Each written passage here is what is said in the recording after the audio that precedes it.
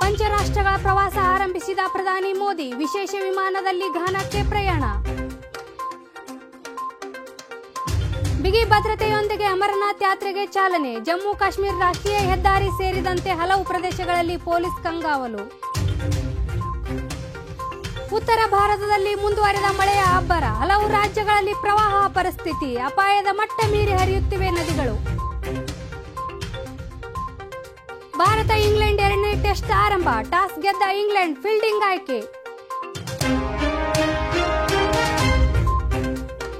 ನಮಸ್ಕಾರ ವೀಕ್ಷಕರೇ, ಅಕ್ಕ ಟಿವಿಗೆ ಸ್ವಾಗತ. ನಾನು ಬಸಮ್ಮ ಹಿರೂರ್. ಪ್ರಧಾನಿ ನರೇಂದ್ರ ಮೋದಿ ಇಂದಿನಿಂದ 8 ದಿನಗಳ ವಿದೇಶ ಪ್ರವಾಸ ಆರಂಭಿಸಿದ್ದಾರೆ. ಇಂದು ವಿಶೇಷ ವಿಮಾನದಲ್ಲಿ ಘಾನಾ ದೇಶಕ್ಕೆ ಪ್ರಯಾಣ ಬೆಳೆಸಿರುವ ಅವರು ತಮ್ಮ 8 ದಿನಗಳ ಪ್ರವಾಸದಲ್ಲಿ ಟ್ರಿನಿಡಾಡ್ ಅಂಡ್ ಟೊಬ್ಯಾಗೊ, ಅರ್ಜೆಂಟೀನಾ, ನಮೀಬಿಯಾಕ್ಕೆ ಭೇಟಿ ನೀಡಲಿದ್ದಾರೆ. ಇದೇ ಪ್ರವಾಸದಲ್ಲಿ ಅವರು ಜುಲೈ 6ರಂದು ಬ್ರೆಜಿಲ್ನಲ್ಲಿ ನಡೆಯಲಿರುವ ಬ್ರಿಕ್ಸ್ ಶೃಂಗಸಭೆಯಲ್ಲಿ ಕೂಡ ಪಾಲ್ಗೊಳ್ಳಲಿದ್ದಾರೆ.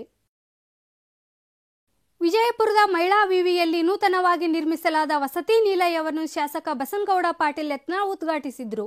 ಸುಮಾರು 2 ಕೋಟಿ ರೂಪಾಯಿ ವೆಚ್ಚದಲ್ಲಿ ನಿರ್ಮಿಸಲಾದ ವಸತಿ ನಿಲಯ ಇದಾಗಿದ್ದು, ವಿದ್ಯಾರ್ಥಿಗಳಿಗೆ ಅಗತ್ಯ ಇರುವ ಎಲ್ಲ ಮೂಲ ಸೌಕರ್ಯಗಳನ್ನು ಅಳವಡಿಸಲಾಗಿದೆ. ಇದೇ ಸಂದರ್ಭದಲ್ಲಿ ಅವರು 4 ಕೋಟಿ ರೂಪಾಯಿ ಅನುದಾನದಲ್ಲಿ ನಿರ್ಮಿಸಲಾಗುವ ಮತ್ತೊಂದು ವಸತಿ ನಿಲಯಕ್ಕೆ ಭೂಮಿ ಪೂಜೆ ಸಲ್ಲಿಸಿದ್ರು. ಸಮಾರಂಭದಲ್ಲಿ ವಿವಿಯ ಹಂಗಾಮಿ ಕುಲಪತಿ ಪ್ರೊಫೆಸರ್ ನಾಮದೇವಗೌಡ, ಕುಲಸಚಿವ ಶಂಕರಗೌಡ ಸೋಮನಾಳ್, ಮೌಲ್ಯಮಾಪನ ಕುಲಸಚಿವ ಪ್ರೊಫೆಸರ್ ಎಚ್ ಎಂ ಚಂದ್ರಶೇಖರ್ ಮತ್ತಿತರರು ಉಪಸ್ಥಿತರಿದ್ದರು. ಪವಿತ್ರ ಅಮರನಾಥ್ ಯಾತ್ರೆಗೆ ಇಂದು ಜಮ್ಮು ಮತ್ತು ಕಾಶ್ಮೀರದ ಲೆಫ್ಟಿನೆಂಟ್ ಗವರ್ನರ್ ಮನೋಜ್ ಸಿನ್ಹಾ ಚಾಲನೆ ನೀಡಿದ್ರು. ಇಂದಿನಿಂದ ಅಧಿಕೃತವಾಗಿ ಯಾತ್ರೆ ಆರಂಭವಾಗಿದ್ದು, ಒಟ್ಟು 38 ದಿನಗಳ ಕಾಲ ನಡೆಯಲಿದೆ. ಈ ಹಿನ್ನೆಲೆಯಲ್ಲಿ ಜಮ್ಮು ಕಾಶ್ಮೀರ ರಾಷ್ಟ್ರೀಯ ಹೆದ್ದಾರಿ ಸೇರಿದಂತೆ ಹಲವು ಪ್ರದೇಶಗಳಲ್ಲಿ ಭದ್ರತೆ ಹೆಚ್ಚಿಸಲಾಗಿದೆ. ಮುಂಜಾಗ್ರತಾ ಕ್ರಮವಾಗಿ ಸುಮಾರು 1 ಲಕ್ಷ ಭದ್ರತಾ ಸಿಬ್ಬಂದಿಗಳನ್ನು ನಿಯೋಜಿಸಲಾಗಿದೆ.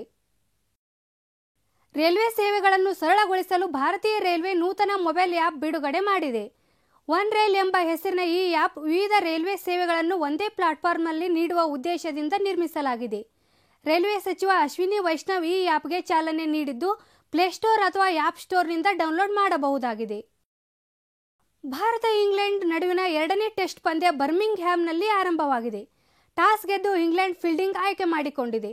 ಮೊದಲ ಪಂದ್ಯದಲ್ಲಿ ಸೋತಿರುವ ಟೀಂ ಇಂಡಿಯಾ ಈ ಪಂದ್ಯದಲ್ಲಿ ಕಂಬ್ಯಾಕ್ ಮಾಡುವ ನಿರೀಕ್ಷೆಯಲ್ಲಿದೆ.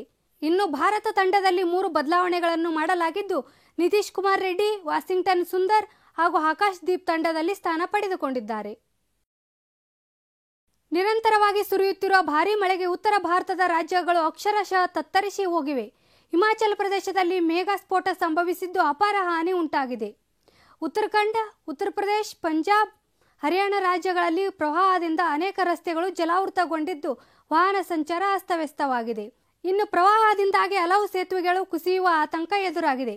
ಒಡಿಶಾದಲ್ಲಿ ಸುಮಾರು 30 ಗ್ರಾಮಗಳು ಜಲಾವೃತಗೊಂಡಿರುವ ಕುರಿತು ವರದಿಯಾಗಿದೆ. ಇವಿಷ್ಟು ಈ ಕ್ಷಣದ ಸುದ್ದಿಗಳು. ಸುದ್ದಿ ಹಾಗೂ ಮನರಂಜನೆಗೆ ಸಬ್ಸ್ಕ್ರೈಬ್ ಮಾಡಿ ಅಕ್ಕ ಟಿವಿ.